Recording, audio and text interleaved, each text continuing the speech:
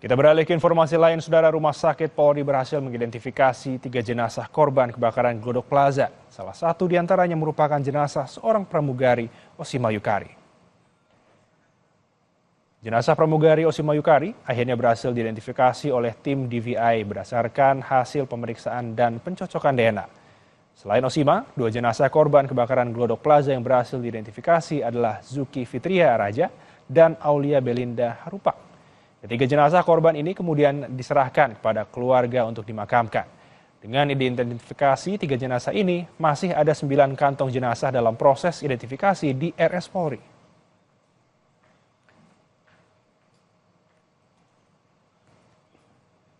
Glodok 004 cocok dengan data antemortem nomor 11. Teridentifikasi sebagai Osima Yukari.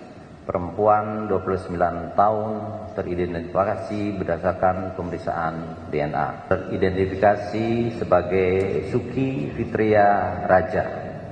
Laki-laki 42 tahun teridentifikasi berdasarkan pemeriksaan DNA. Teridentifikasi sebagai Aulia Belinda Harupak. Perempuan 28 tahun teridentifikasi berdasarkan pemeriksaan DNA dan medis. Sementara itu di Desa Bangunsari, Kendal, Jawa Tengah, keluarga pramugari Osima Yukari mulai mempersiapkan prosesi pemakaman Osima. Rencananya jenazah Osima diberangkatkan ke Kendal pada Sabtu sore karena menunggu sang ibu pulang dari Hong Kong. Jika tidak ada kendala, jenazah Osima Yukari akan langsung dimakamkan di pemakaman umum Desa Bangunsari usai tiba di rumah duka.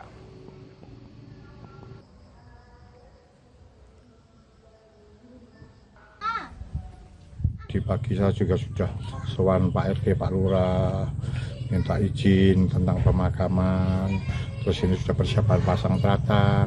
Saya sudah menghubungi penggali kubur juga sudah siap semua. Besok itu dari Jakarta itu berangkat antara jam 3, Sabtu jam 3 sore dari sana.